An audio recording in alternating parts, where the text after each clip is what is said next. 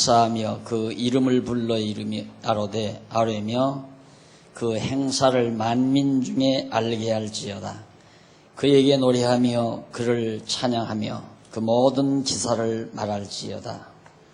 우선 2절까지 봉독했습니다. 오늘부터 이제 강론할 시편 105편에서부터 106편 두 편이 바로 언약 성취로 인한 감사시입니다. 하나님께서 언약대로 이루신 것으로 인해서 하나님께 감사하는 시가 담겨져 있다.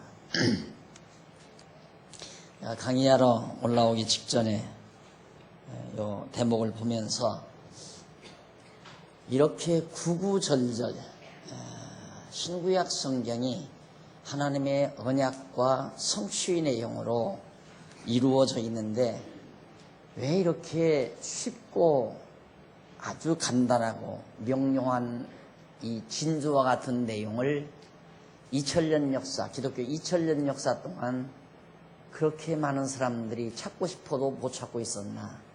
그게 참 신묘막측하다 하는 생각을 하면서 올라왔습니다.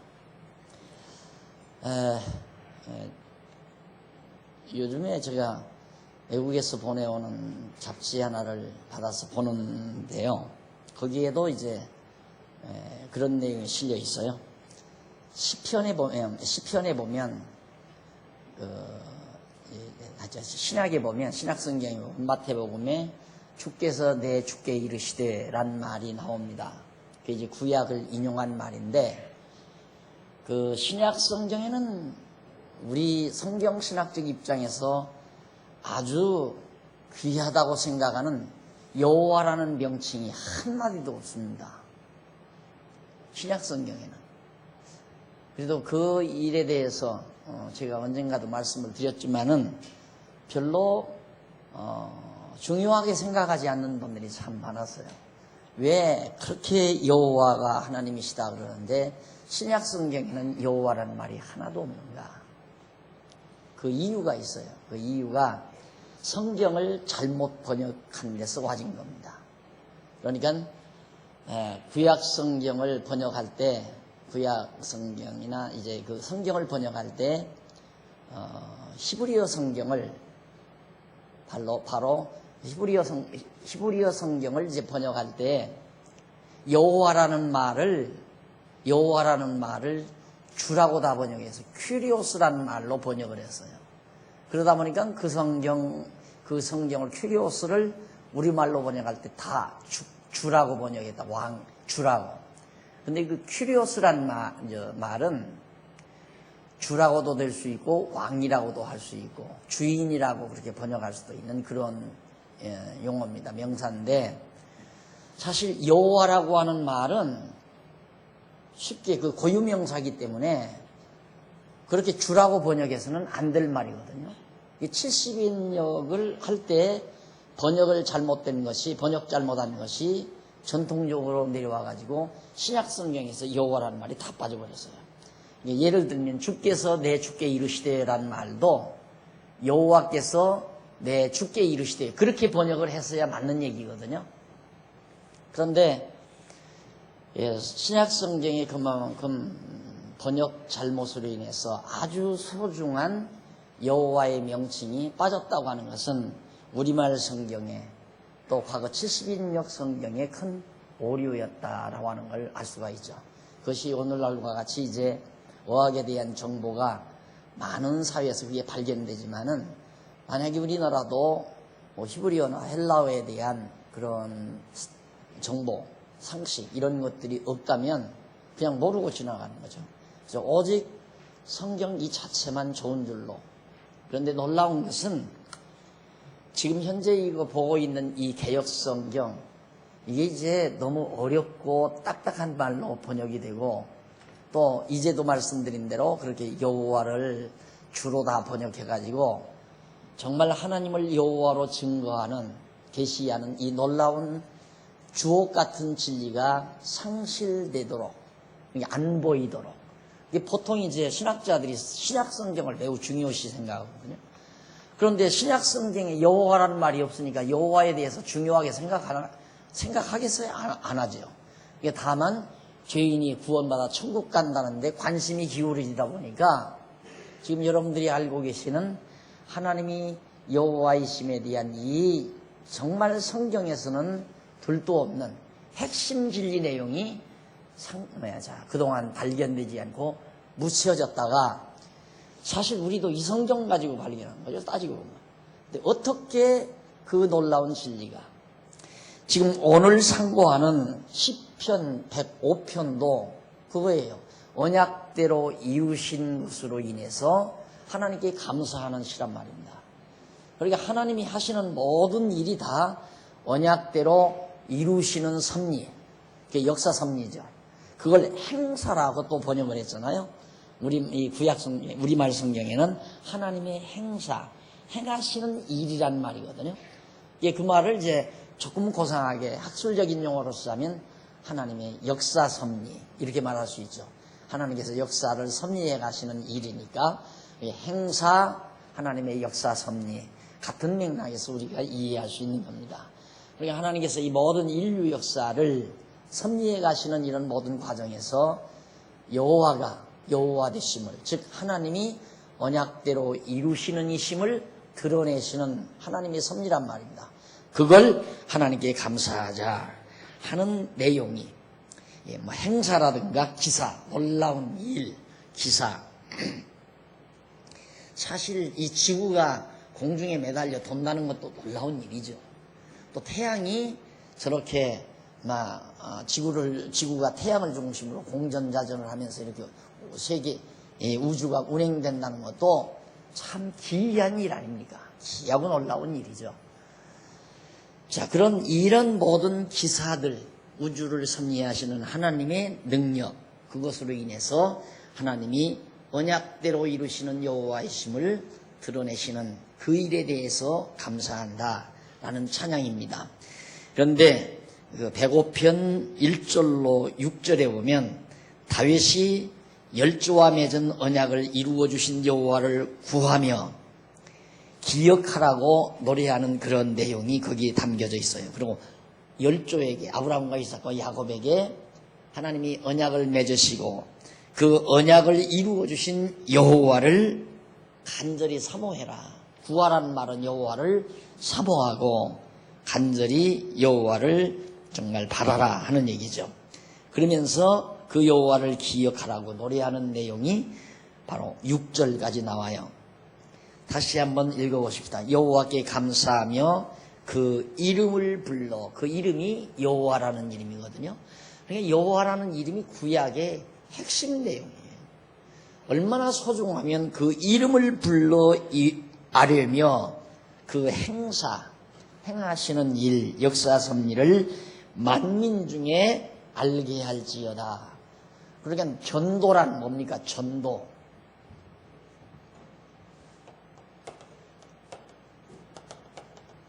도를 전한다는 말이거든요. 도를 전한다. 그런데 보통 우리 성도들이 전도하면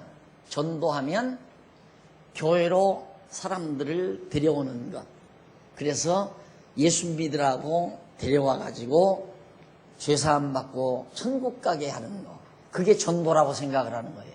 1차적으로는 사람들을 교회로 데려오는 걸 전도라고 아주 그렇게 너무너무 전도에 대한 본래의 기능하고는 너무 기업적인, 너무 소극적인, 아주 너무나 개입이 큰 그런 생각으로 전도에 대한 개념을 가지고 있다 이 말입니다. 근데 전도란 뭔가? 도를 전하는 거예요. 그럼 도란 뭐냐면 내가 늘 그러죠. 하나님께서 다 영원전 작정하시고 작정대로 언약하시고 언약대로 성취하시고 이게 구약 아니에요. 이건 구약이고 이건 신약이고. 도란 뭔가? 하나님이 천지만물을 창조하기 전에 모든 만사를 다 작정해 놓으시고 그 작정대로 이루실 것을 언약하시고 언약대로 그대로 이루어 주시는 이 길, 행사. 이게 도다 이 말이에요. 도. 하나님이 정하신 뜻, 도. 이걸 전하라 그 말입니다. 이걸 전하라. 그러니까 전도라고 하는 것이 그냥 교인 하나 친한 이웃 데리고 교회 나오는 걸 전도라고 생각하면 안 돼요. 이걸 전해줘야 돼요. 그러니까 여러분 늘 제가 단에만 쓰면 결국 여기에 속한 얘기 하잖아요. 이 얘기. 이걸 전하라. 왜? 하나님께서 언약대로 이루셨다. 그 도를, 그 행하시는 일, 행사를 알게 할지어다. 깨닫게 할지어다. 알게 할지어다. 이것이 전도죠. 그에게 노래하며 그를 찬양하며 그의 모든 기사를 말할지어다. 행사, 기사.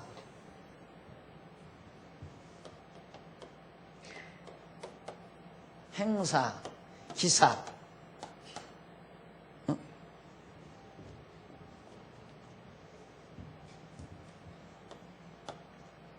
기사. 행하는 일, 놀라운 일, 그러죠. 행하는 일, 놀라운 일. 그러니까 하나님이 역사 섭리하시는 일이 놀라운 거예요. 그러니까 행사나 기사나 기적, 이런 것들 다 같은 맥락에서 이해되는 얘기죠. 그리고 하나님이 어떻게 이렇게 다 정해놓으시고, 정한 대로 언약하시고, 언약대로 빈틈없이 다 이루어가는가. 와, 정말 놀랍다. 이게 기사예요. 그런데 이적과 기사하면 부흥사가 이렇게 기도해서 병이나 낫게 하고, 며칠씩 밥 굶으면 병 낫게 하고, 이런 일들. 그런 것이 무슨 굉장한 기사로 그렇게 생각을 하는 분들이 많다. 병 낫는 건 하나님이 만들어 놓으신 인체 기능이 있어요. 그 인체의 기능에 의해서 나을 수 있는 겁니다. 왜 그러냐면 모든 병이 스트레스를 통해서 발생을 하거든요. 우리 인체 기능에 있어서. 그러니까 스트레스를 통해서 시작된 질병은 스트레스를 해소하거나 그걸 금하면 점점 다시 회복된다 이 말이에요. 그러니까 예를 들어 교회만 와서 병 낫는 거 아니에요. 절간에 가서 다 근심 걱정 없애고 어떻게든지 마음의 수양을 잘 쌓으면 점차적으로 병이 나을 수 있는 거예요. 예를 들어서 정말 심한 스트레스에 의해서 나온 질병이라면. 근데 마치 기독교가 무슨 질병이나 고치는 그런 종교로 그렇게 전락시켜버리는 정말 아쉬움이 너무나 많이 있는 거죠. 그러나 인간의 당면 과제는 병 났을 때 낫는 게 중요하니까 교회 오면 병 나는다 해서 사람들을 끌어모으는 데는 좀 효과적일지 모르지만 끌어모으면 뭐예요? 그럼 병 없는 사람은 교회 나올 필요 없잖아요. 병 낫기 위해서 교회 나온다면 병 없는 사람은 교회를 뭐로 나와요? 또 교회 나오면 부자 된다. 그럼 부자들은 뭐로 교회 나와요? 부자 되면 교회는 나올 필요가 없는 거죠. 예, 기독교라고 하는 것은 아주 근본적이고 근원적인 이런 엄청난 진리를 내포하고 있는 거예요. 그래서 구약의 성도들은 그런 사실을 깨닫고 그런 하나님이 하시는 일, 기사, 행사를 알게 해라. 얼마나 놀랍고 놀라운 일을 하나님이 하시는가. 그 성호, 거룩한 이름이죠. 3절. 그 성호를 자랑하라. 무릇 여호와를 구하는 자는 마음이 즐거울지로다. 그 성호, 거룩한 이름이 뭐예요? 여호와 아니에요? 시적 표현으로 여호와라고 표현하고 거룩한 이름이라고 표현하기도 하고. 그 성호를 자랑하라. 여호와의 이름을 높이 자랑하라. 이렇게 하시는 분이, 이렇게 섭리하시는 분이 여호와니까 이 여호와 하나님을 자랑할 만하잖아요. 여호와 하나님을 자랑하라, 찬양하라 같은 말이에요. 찬양한다, 자랑한다 같은 뜻이에요. 같은 말로 번역될 수 있는 얘기예요. 그러니까 여호와, 언약대로 이루시는 여호와를 찬양하라. 성경 구구절절 신구약 성경 어디에도 언약대로 이루시는 여호와 하나님에 대해서 말하지 않는 성경이 없는데, 아까도 말했지만 시작할 때 어떻게 이 놀라운 이 보화가 2000년 교회사 역사 동안에 감추어져 있었는가. 참 신기하고 놀라운 일이죠. 그것이 이제 우리의 눈에 들어와. 그런데 어제 원로 목사님 한 분이 요즘에 그 성경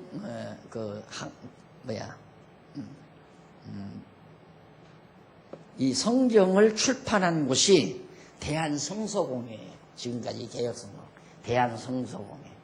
근데 이 대한성서공회가 좌경된 신학에 이제 물들어 있어요. 좌경된 신학에. 그래가지고 한국교회에서 좌경된 교파, 기독교 장로교, 통합식장로교, 그리고 감리교, 기독교 감리교, 이 세 교단이 협력을 해가지고 성경을 하나 성경을 하나 다시 번역을 해서 냈어요. 얼마 전에 냈는데 그 성경이 단어도 많이 빼버리고 문장도 많이 고쳐버리고 그렇게 해서 완전히 성경을 오해하도록 이 성경하고도 월등히 다르도록 그렇게 번역을 해놨어요. 그러니까 보수 측에 서 있는 교단들이 반항을 해가지고 그 성경을 안 보기로 했단 말입니다. 그러니까 부랴부랴 다시 해서 요즘 이제 다시 번역하려고 한다고 그래요. 그 성경이 안 팔리니까. 자기네 교단 해봤댔자 새 교단이니까 별로 안 팔릴 거 아니에요. 그래가지고 이쪽 이제 보수 진영에서 부랴부랴 해가지고 만들어낸 것이 한국 성경공이라는 걸 만들었어요. 이건 대한성서공이고 이 보수 측에서 만든 것은 한국 성경공이고 성경공회. 이게 성서가 아니고 성경이고 대한이 아니라 한국이고 한국 성경공이라는 걸 만들어가지고 그동안 엄청난 돈을 들이고 오랜 동안 이제 노력을 해서 성경을 번역을 했다고 번역한 걸 가지고 이제 출판을 한다면서 찾아오셨는데 내가 그 번역본을 못 봤거든요. 그게 좀 봤으면 참 좋았겠는데 그냥 한 가지만 물었어요. 이제 그 새로 번역된 성경이 신약 성경의 여호와로 번역이 됐습니까? 그러니까 깜짝 놀라면서 그렇게 됐죠. 그래요. 신약 성경에 여호와라는 문구가 많이 들어갔대요. 다시 번역한 성경에. 그것만 봐도 훨씬 지금 우리가 보고 있는 이 성경보다도 훨씬 더 잘 번역된 성경이겠다라고 하는 추측은 제가 가지고 있어요. 그래서 그동안 이 하나님이 여호와라는 진리가 감추어진 이유 중에 하나가 신약 성경에 여호와라는 이름이 없이 번역된 것이 한 몫을 했다. 우리의 입장에서는 좀 안 된 얘기지만 이기적인 생각이지만 참 그것 때문에 감추어졌다가 우리 눈에 띈 거란 말입니다. 그게 이 보화가. 그러니 그렇게 발견하고 나서 성경 구석구석을 보니까 전부 성경이 제대로 보이잖아요. 늘. 그러니까 여러분들이 늘 강의를 들어보면 알지만 이 맥락에서 벗어나는 강의가 없어요. 어디를 강의해도 성경 어디를 보아도 이 맥락에서 벗어날 수가 없어요. 이게 성경은 간단하고 쉬운 거란 말입니다. 그런데 그 중심 주제를 못 찾으니까 아주 산발적으로 성경이 보여지고 이해되고 그러다 보니까 이게 구조화되지를 못하고 그러다 보니까 이제 참 진리의 어떤 체계가 안 잡혀지고 그래서 자유주의 신학이 태동하고 자유주의 신학이 태동함으로 교회들이 다 그쪽으로 넘어가서 나중에는 교회가 문 닫아 버리게 되는 그런 서구신학, 서구교회와 같은 결과를 가져온 거란 말입니다. 그런데 이 엄청난 작업이 우리 대한민국 한국교회로부터 시작된다고 하는 것은 참 우리 교회로서는 흥분할 일이 아니고요. 흥분하지 않을 수 없는 일이고요. 대단한 일이죠. 이제 하나님께서 서구 시대의 역사를 그동안 섭리해 오셨는데 서구 시대의 역사는 바로 이 성경을 70인역 히브리어 성경을 헬라어로 번역한 번역서 그걸 통해서 그동안 서구 신학이 잡혀져 왔거든요. 그런데 이제 아세아권 시대, 이 동양 시대의 하나님의 섭리 역사를 시작하시면서 이렇게 분명하게 성경이 성경대로 보여질 수 있도록 하나님께서 섭리하시는 일이 바로 우리 극동에 자리 잡고 있는 한국교회로부터 출발한다는 것은 설레이지 않을 수 없는 일이다.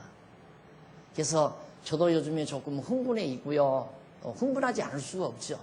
어떻게 이 엄청난 귀한 보화가 특히 우리 장안중앙교회를 통해서 이렇게 발견되게 됐고, 이걸 통해서 우리 강남노예와 더 나아가서 이제 총회가 공유하는 아름다운 시대를 하나님이 이렇게 열어가시는가 싶은 생각에, 너무 이 시편 안에 노골적으로 나오잖아요.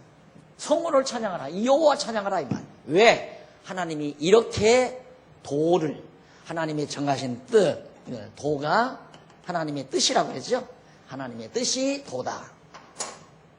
그러니까 그렇게 섭리하신 여호와를 자랑하고 성호를 자랑하고 그 여호와를 구하는 자가 마음이 즐거울지로다.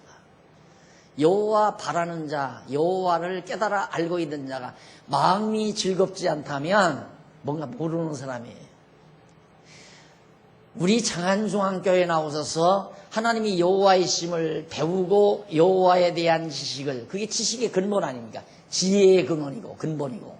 근데 이 여호와 하나님을 깨달아 알고 마음의 평안과 기쁨이 없다면 공부 한참 더 하셔야 돼요. 공부하셔야 돼요. 어떻게 여호와 하나님을 알고 마음이 기쁘지 않을 수 있어요? 평안이 없고 마음이 기쁘지 않을 수 있느냐? 여호와 하나님을 깨닫고 알면 평안하고 기쁘게 되어 있다. 바울이 그 진리를 깨닫고 결국 감옥 안에 들어가서도 기뻐하잖아요. 조건 따지지 말아요. 목사님, 내가 지금 직장도 못 다니고 이러고 있는데 어떻게 마음이 기뻐요? 바울은 감옥에 갇혔는데 기쁘대요. 이유 불문 없어요. 이유 불문. 아니, 요셉이 오전에도 그랬지만 요셉이 아버지의 사랑의 품 떠나서 지금 억지로 형제들에게 미움을 받아 팔려가는데 하나님 의지하고 살게 돼 있어요.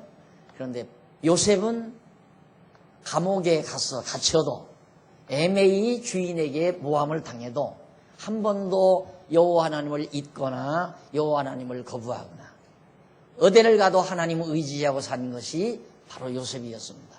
그러니까 우리 환경 여건 따져서 기쁘고 즐거운 거, 그건 환경과 여건이 가져다 주는 기쁨과 즐거움이지 여호와라고 하는 하나님에 의해서 내가 얻어지는 참 신령한 기쁨이 아니란 말이에요. 참 신령한 기쁨은 내 처지가 어떤 상황에 처하든 여호와 하나님을 알면 마음의 평강과 기쁨이 있게 돼 있다. 그래서 이제 이 시편 기자가 여호와를 구하는 자는 마음이 즐거울지로다. 여호와와 4절, 여호와와 그 능력을 구할지어다. 그 얼굴을 항상 구할지어다. 여호와를 바라라 그 말이죠. 5절 6절 그 종 아브라함의 후손 곧 택하신 야곱의 자손 너희는 그의 행하신 기사와 그 이적과 그 입의 판단을 기억할지어다. 자, 여기 언약할 때 아브라함 여기 나오잖아요. 아브라함과 이삭과 야곱에게 언약한 것이 이루어지고 이 언약대로 이루어진 사건을 통해서 장차 메시아인 그리스도를 보내실 것을 언약한 것이 이루어지고 있다 이 말입니다. 이루어졌고 지금 이루어지고 있고 이루어질 것이고 이거죠. 지금 우리는 21세기 여기 살잖아요. 그러니까 구약에서 언약된 대로 이미 이루어졌고 현재도 이루어져 가고 있고 앞으로도 이루어져 간다 말입니다. 이것이 우리가 살고 있는 하나님의 기사요 행하시는 일이다. 그래서 하나님을 찾고 하나님을 구하라 하는 얘기예요. 아브라함의 후손 곧 택하신 야곱의 자손 너희는 그의 행하신 기사와 그의 이적과 그의 입의 판단을 기억할지다. 이 구약시대 구약의 성도가 찬양하는 거니까요. 물론 이것도 다윗이 언약궤를 이제 성전으로 데려올 때 언약궤를 아미나다부 집에서 다윗성으로 옮겨올 때 아삽과 그 형제를 세워서 부르도록 한 그런 노래다 라고 그 노래의 일부가 바로 여기에 이 속에 담겨져 있어요. 역대상 16장 1절로 22절에 보면 그 내용이 나옵니다. 그러니까 역사적으로 다윗이 왕이 돼가지고 언약궤가 이제 아미나다부 집에 다른데 마땅히 있어야 될 다윗성 하나님의 성전이 세워질 곳에 있어야 되는데 대적들에 의해서 그게 옮겨갔단 말입니다. 그걸 다시 옮겨올 때 얼마나 감사하겠어요. 백성들아, 하나님께서 언약대로 지금 나라 세워주지 않았느냐. 다윗 왕국을 세웠단 말입니다. 하나님께서. 그러니까 다윗은 여호와 찬양하라. 우리 여호와를 찬양하자. 자랑하자. 그리고 이 여호와 하나님, 정말 하나님께서 언약하시고 언약대로 다윗 왕국을, 이스라엘 왕국을 세워주신 하나님을 우리는 노래하라, 자랑하자. 그 놀랍고 기이한 일을 드러내자, 이루고 찬양하는 내용이 바로 이 부분이에요.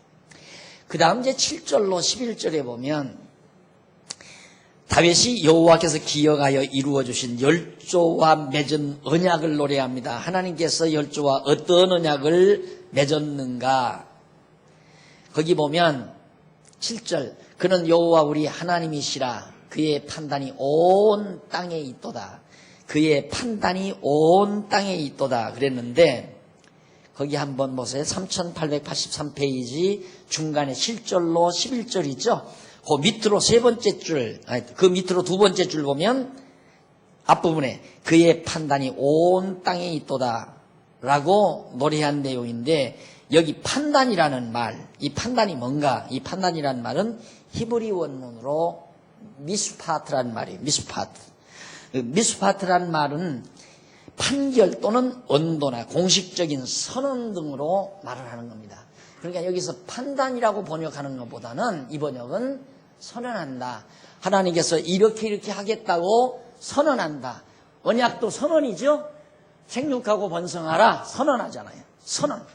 그래서 하나님께서 선언하신 일, 판단이 아니라 선언하신 일, 선언하신 내용, 언도, 이렇게 선언, 언도라는 게 선언과 같잖아요. 당신 무죄 하고 선언하잖아요. 그게 언도 아니에요? 재판할 때 언도. 그래서 재판결이라는 말도 번역할 수 있고 언도라는 말로도 번역하는데 선언이라는 말도 있다. 그래서 여기서 제일 적합하게 번역되는 내용은 선언이라고 번역해야 이게 되는데, 이걸 그냥 내용을 모르니까 번역할 때 그냥 아무 단어나 적당히 하나님의 판단이 옳다 이렇게 번역을 해버리니까 전혀 이것과 연결이 안 되는 거예요. 잘. 그래서 감추어지는 겁니다. 자꾸 성경이. 그렇기 때문에 이 본문은 그의 판단이 온 땅에 있도다 말은, 그의 판단이 온 땅에 있도다라는 내용은 전문문맥으로 보아서 그의 선언이, 하나님께서 선언하신 말씀이 온 땅에 그냥 있다. 한번 언약하시면서 선언하신 말씀이 그냥 땅에 그대로 존속해 있어서 그 말씀이 그대로 이루어져 간다, 그 말이거든요. 그러니까 하나님의 말씀은 절대 사라지지 않고 운동력이 있어서 그 말씀이 그대로 현실로 이루어져 가는 것이다. 그것이 우리가 제창한 말씀운동이에요. 초기에 말씀운동 했는데, 말씀운동이란 어떤 운동가가, 혁명가가, 사회혁명가가 일으키는 인간의 운동이 아니라 하나님의 살아있는 말씀이 운동하는, 운동력에 의해서 운동하는 운동, 그것이 말씀운동이에요. 박용기라고 하는 인간이 운동한 게 아니라. 근데 어딘가 보니까, 내가 인터넷에 들어가서 봤나? 말씀운동을 제창했다든가 어쩌다 이러는데, 내가 말씀운동을 일으킨 것이 아니고 살아있는 하나님의 말씀을 내가 바르게 가르치다 보니까 사람들 그 말씀 자체가 많은 사람 안에서 운동력을 일으켜가지고 교회를 세워가는 거예요. 전국 각지의 대도시마다 교회가 서진 것도 박 목사가 쫓아다니면서 세운 게 아닙니다. 내가 제일 많이 쫓아다닌 데가 춘천시예요. 초기에 그냥 오래도 다녔죠. 춘천 오래도 다니고, 그 추위에도 버스 타고, 그때는 승용차도 없어가지고 버스 타고 가고 열차 타고 가면서 그렇게 했는데도 춘천은 교회가 안 섰어요. 근데 다른 데는 그렇게 안 다녔는데도 교회가 서요. 왜? 그냥 이 말씀이 전국에 퍼지니까 그 말씀이 어떤 사람들의 심령 속에 딱 들어가면 그 안에서 운동력을 일으켜요. 그래서 옆집에 친구에게 자꾸 전화하다 보면 5가 정도 되고 10가 정도 되고, 그러면 야, 우리 여기다 교회 세워서 박 목사님들 목사 교역자를 하나 보내달라고 하자. 그래서 시작된 게 이 강남노예가 된 거 아니에요. 이게 말씀운동이에요. 그러니까 하나님의 말씀은 절대로 사라지지 않는다. 우리의 귀에 안 들린다고 해서 우리는 말씀하면 어떤 소리가 들려와야 되는 줄 알지만, 하나님의 뜻 표현이 말씀 아니에요? 말이란 뭡니까? 말이란 뜻의 표현이에요. 뜻없는 소리는 그냥 소리지, 그걸 말이라고 하잖아요. 뜻이 담겨야 말이라고 하죠. 그러니까 이 뜻이 담긴 말씀, 물론 소리로도 들리지만 뜻은 눈에 안 보이잖아요. 그러니까 하나님의 정하신 뜻이 온 땅에 지금도 항존해 있다. 그래서 그 말씀이 역사를 계속해서 만들어 간다 이 말이에요. 역사는 반드시 하나님의 정하신 뜻에 의해서 돼. 지금 여기 설명했잖아요. 이미 언약하신 말씀대로 그 말씀이 살아있어서 우리가 사는 이 시대까지 말씀대로 이루어졌고 지금도 하나님의 말씀대로 이루어지고 있고 앞으로도 반드시 하나님의 말씀대로 역사는 진행된다 하는 것이 우리의 사관입니다. 우리 기독교 역사관.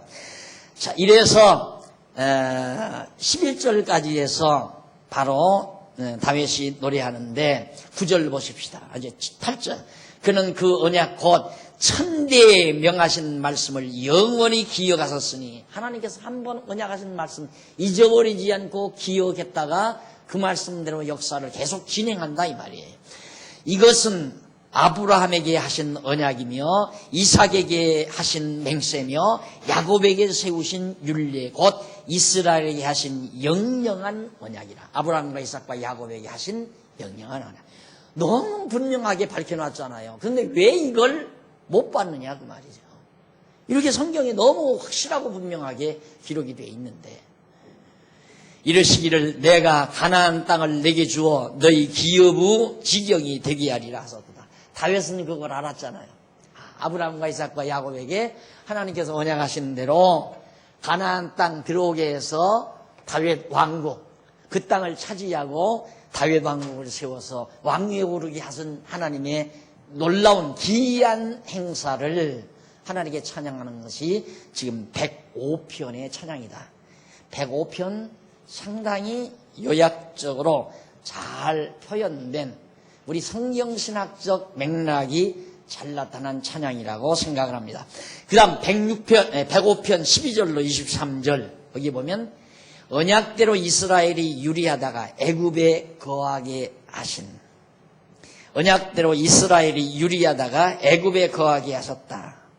자, 12절로 15절에 보면 다윗이 객이 되어 유리하던 이스라엘에 대한 여호와의 보호하심을 노래하는 내용입니다. 그러니까 아브라함이 갈대아 우르에서 와서 아브라함이 저기 블레셋에서도 갔다가 애굽으로 내려갔다가 돌아오기도 하고 그 다음 이삭도 그렇고 야곱도 저 하란으로 도망쳤다가 돌아오기도 하고 아브라함이 우선 아브라함과 이삭과 야곱 그 자손들이 이리저리 유리했어요. 그러다가 하나님께서 애굽으로 보내가지고 애굽에서 400년 종살이하게 했다. 그 말이에요. 그래서 13절 이 족속에게서 저 족속에게로 이 나라에서 다른 민족에게로 유리하였도다. 사람이 그들을 해하기를 용납지 아니하시고 그들의 연고로 열왕을 꾸짖어 이르시기를 나의 기름 부음 받은 자를 만지지 말며 나의 선지자를 상하지 말라 하셨도다. 애굽으로 가기 전에 이리저리 유리해도 아무도 상하지 못하게. 한 예를 들면 야곱이 형에게 쫓겨서 이제 하란으로 도망갔잖아요. 외삼촌의 집에 가서 머슴살이를 하는데 21년 동안 했죠. 근데 계속 외삼촌한테 쏘은 거예요. 그러니까 막 완전히 노동력 착취를 당한 거죠. 딸 둘을 데리고서 이 14년 동안을 머슴을 살렸으니까 딸 둘 데리고. 처음에는 야곱이 작은 딸하고 살고 싶어서 이 얘기를 했는데 나 저 작은 딸 주십시오. 그러면 내가 7년 종살이 하겠습니다. 그러기로 하고 딱 했는데 큰 딸 줘버렸잖아요. 죽도록 큰 딸 별로 좋지도 않은 딸하고 살면서 그냥 7년 동안 죽자 사자 머슴살이 했단 말입니다. 그리고는 다시 작은 딸 달라고 그랬어요. 그때 작은 딸 주면서 또 7년을 또 살라는 거예요. 그래 14년 살았잖아요. 그래 이제 뭐 자녀들 낳고 가정을 이뤘으니까 돈이 필요하니까 삼촌이 저 야곱하고 아니 삼촌이 아니죠. 그때는 장인이죠. 장인이 야곱하고 이제 맹약을 맺습니다. 너도 생활비가 있어야 되니까 이제 우리가 약조를 하자. 어떻게 할까요? 야 앞으로는 검은 점박이가 양 새끼가 날 때 네가 양을 기르는데 양이 검은 점박이 난 건 전부 네 걸로 해라. 내 걸로 검은 점박이 하고 점 없는 건 다 내 것이다. 그럼 그렇게 합시다. 그래 놓고는 야곱에게 맡기는 양들은 전부 점배기가 하나도 없는 것만 다 골라, 점배기 있는 거 다 골라서 멀리 다 보내버리고, 야곱한테 맡기는 건 점배기가 없는 하얀 것들만 전부 갖다 맡겨놨단 말입니다. 얼마나 야비합니까? 그게 세상이에요. 그래가지고는 결국 하는데 하나님은 누구 편이냐면 야곱 편이었어요. 낳는 것마다 점배기만 나오는 거야, 이게. 그러니까 장인은 망하고 사위 야곱이 거부가 돼버렸잖아요. 그러니까 장인 아들놈들이 처남들이죠. 저놈 죽여버리자 해가지고 막 장인도 막 미워가지고 이제 죽이려고 달겨드는데 도망쳤잖아요. 근데 못 죽이고 말았죠. 하나님께서 보호했어요. 하나님이 이리저리 힘없이 방황하는데도 하나님이 택한 백성을 보호하고 지켜주었다. 이런 것들이 다 우리의 삶과 연관되잖아요. 우리 겁나며 겁을 먹고 살 필요 없어요. 어떠한 경우라도 현실은 다 속는 것 같고, 오늘 낮에도 말씀드렸지만 회사에 가는데 일은 억수로 시키고 일은 밤 12시 되도록 막 부려먹으면서도 월급은 쥐꼬리만큼 주고 속으라 이 말이에요. 누가 보느냐? 하나님이 본다 이 말이에요. 야곱이 속았잖아요. 14년이나 속았어요. 그런데도 하나님은 야곱 편이었어요. 그런데 속여먹은 장인은 망했고 속임을 당한 야곱은 거부가 됐다 이 말이에요. 이게 하나님이 하시는 일이에요. 그 하나님을 믿고 사는 것이 그리스도인이에요. 월급 적게 줘도 그냥 거기서 일해요. 기분 나쁘다고 박차고 나오지 말고, 하나님이 여기 내 일터로 주셨구나 이렇게 생각하고, 치사하게 돈 갖고 싸우지 말고 잘 먹고 잘 살아라 그러면서 해요. 너 잘 먹고 잘 살아라. 나는 하나님의 백성이다 이러면서. 이 배짱이 있어야 살지. 안 그러면 정말 자존심 상해서 어떻게 살아요? 그래서 노사분기 일어나는 거 아니에요? 때려 불지르고 막 휘발유 뿌리고. 하나님을 믿는 사람은 그럴 필요 없어요. 당당하게 아주 포주 같은 그 노랑쇠 같은 그런 사장을 만났어도, 인색한 사장 만났어도 미소 지으면서, 그 미소는 엄밀한 게 살인 미소예요. 가짜않다 이거예요. 거꾸로 생각하지 말고 가짜않게 생각하고, 이게 내 회사인 줄 아느냐? 하나님의 회사다 이거예요. 너 내 건 줄 아는 착각이야. 이런 배짱을 가지고 살아야 자존심도 안 상하고 스트레스도 안 받고 그러지. 스트레스 받으면요 그냥 뇌가 다 상해요. 스트레스가 제일 뇌파를 제일 많이 상하게 하는 겁니다. 이번에도 내가 확인한 바지만은, 이게 사람이 스트레스를 받으면 뇌가 볼륨이 있잖아요. 볼록볼록 이렇게 볼륨이 있잖아요. 그 볼륨이 좋아야 된답니다. 애기들은 어렸을 때는 볼륨이 참 좋잖아요. 볼록볼록 꽉 차가지고. 그런데 나이가 들면서 자꾸 스트레스를 받으면 말린 대추 쪼그라들듯이 자꾸 쪼그라드는데요, 뇌가. 그러다 보면 이제 기능 발휘를 못하니까, 기능 발휘가 시원찮으니까 치매도 오고, 자꾸 기억력도 상실되고, 자꾸만 모든 몸에 질병도 생기고, 뇌가 문제가 생기니까. 그러니까 건강하게 살려고 속은 속대로 다 상하고, 남 미워할 거 다 미워하고, 시기할 거 시기 다 부리면서 용쌀모 먹고 인삼 내려 먹고 별거 다 해도 필요 없는 거예요. 그건 역류시키는 거예요. 잠깐 역류시키는 거예요. 반짝 역류했다가 원래대로 흐르는 거예요. 모든 만사는 원래대로. 그러니까 뇌를 고쳐야 제대로 흘러가는 거지. 뇌는 그대로 뇌 속에서는 미움, 증오, 시기, 질투, 욕심, 탐악 다 부리면서, 그게 전부 스트레스인데, 그게 전부 뇌를 망가뜨리는 건데, 뇌가 망가지니까 오장육부에 여러 가지 언밸런스가 이루어져서 질병이 되는 거 아니에요. 여호와를 알면 늘 마음의 평강과 기쁨과 감사 반드시 있어요. 틀림없어요. 그래서 다윗이 이처럼 여호와의 성호를 높이 찬양하며 사는 이 아름다운 삶 속에서 이런 엄청난 찬양이, 깊이 있는 찬양이 나오게 돼 있는 겁니다. 자, 그러면서 한 사람이 17절 오세요. 죄송합니다. 16절. 그가 또 기근을 불러 그 땅에 임하게 하여 그 의리하는 양식을 다 끊으셨도다. 다 애굽에 가나안 땅에 흉년이 아브라함, 이삭, 야곱이 살 때 흉년이 들었다. 17절. 한 사람을 앞서 보내셨으며 요셉을 미리 애굽으로 하나님이 보냈다. 그러니까 인간 생각 같아서는 요셉은 자기 생각으로 생각한다면 아버지 품으로 가고 싶지 애굽으로 가고 싶겠어요? 하나님이 애굽으로 보낸 거예요.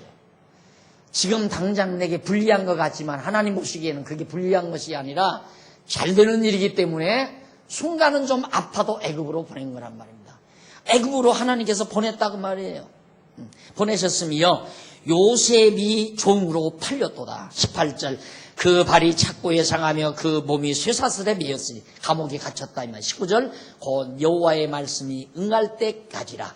그 말씀이 저를 단련하였도다. 결국 착고에 채이고 감옥에 갇히고 애매히 누명을 쓰고 이런 것들이 하나님께서 요셉을 단련시키려고 그랬던 것이다.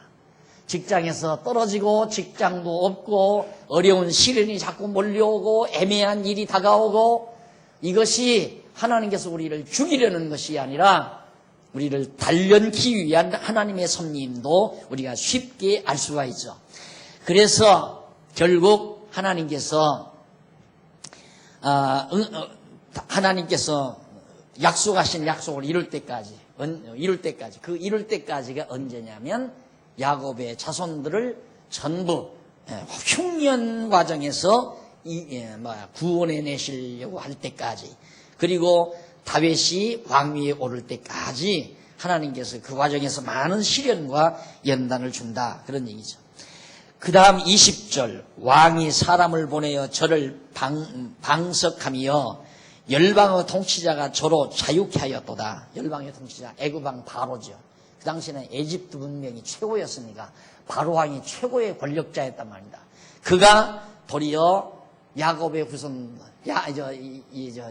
요셉을 자유하게 감옥에서 놔줬고, 그리고 저로 그 집의 주관자를 삼아 그 모든 소유를 관리하게 하고 총리로 삼았다.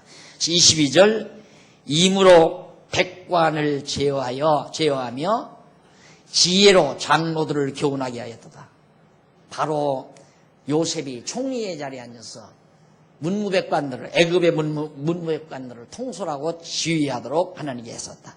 이에 이스라엘이 애굽에 들어가며 야곱이 함 땅에 객이 되었도다. 이스라엘 백성들을 애굽으로 야곱의 후손들 70인이 데려가죠. 그걸 노래에 담은 얘기입니다. 이게 이제 하나님께서 다 그렇게 하신 일이다. 왜? 언약을 이루기 위해서. 그리고 계속해서 105편 39절로 45절 89페이지 나옵니다. 3889페이지 39절로부터 42절까지는 39절로 45절까지는 언약 자손을 보호해서 열방의 땅을 주신 까닭을 노래합니다. 그러면 애굽의 이 노래 속에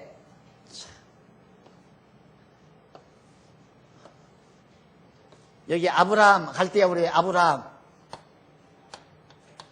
아브라함 불러서 여기 데려다 놓고 아브라함과 이삭과 야곱에게 약속한 다음 이리저리 방황하다가 결국은 애굽으로 내려가죠. 애굽으로 내려가요. 여기까지 노래한 거예요. 그러니까 이 내용이 어디 있느냐면 창세기 전체의 내용을 노래 속에 담은 거예요. 다윗이 창세기 전체 내용을. 그 다음부터는 이제 출애굽기 내용이에요. 하나님께서 여기에서 건져내서 약속의 땅, 이 가나안 땅을 주신 일, 그것이 출애굽기, 레위기, 민수기, 신명기 나오잖아요. 이 네 권 속에 담겨진 하나님의 역사 섭리를 핵심적으로 노래한 것이 바로 39절 이하에 나오는 거예요. 언약 자손을 보호해서 열방의 땅을 주신 이 열방, 이 땅을 이만큼 허락해 주신 이유가 뭔가 이스라엘 백성에게. 그 까닭이 뭔가 그걸 노래에 담아요. 읽어보십시다. 여호와께서 구름을 펴사 덮개를 삼으시고 밤에 불로 밝히셨으며 그들이 구한즉 매출하기로 오게 하시며 이 광야 생활에 애굽에서 나와가지고 또 하늘 양식으로 그들을 만족케 하셨도다. 반석을 가르신즉 물이 흘러나서 마른 땅에 강같이 흘렀으니 이는 그 거룩한 말씀과 그 종 아브라함을 기억하셨습니다. 이 아브라함에게 언약하신 말씀을 이루어 주시려고 애굽 땅, 왜? 아브라함에게 약속했거든요. 너 동서남북 다 바라봐라. 이 땅을 떡 바라보니까 내가 이 땅을 네 자손에게 주는데 네 자손들은 당분간 이방에 가서 400년 종살이 하게 된다. 400년 후에는 너희 자손이 돌아와서 이 땅을 차지하고 나라를 이루어 살게 하겠다는 것을 아브라함에게 하나님께서 언약했다 이 말이에요. 그러니까 그 언약을 이루시려고 하나님께서 이스라엘 백성을 애굽에서 나오게 한 것이다. 다윗이 그렇게 노래합니다. 그래 다윗은 우리가 깨달았던 성경신학을 다윗은 알았던 사람이에요. 그런데 왜 이걸 예수님 오신 이후 2000년 교회사 흘러오는 동안 그걸 왜 못 받느냐 이 말이죠. 어떻게 그 놀라운 진리를 백성으로 즐거이 나오게 하시며 그 택한 자로 노래하며 나오게 하시고 44절 열방의 땅을 저희에게 주시며 가나안 7족속들이 차지하고 있는 땅 그리고 요단 동편 땅 모압 땅 암몬 땅 등등 이런 땅들을 다 이스라엘 백성이 줬단 말입니다.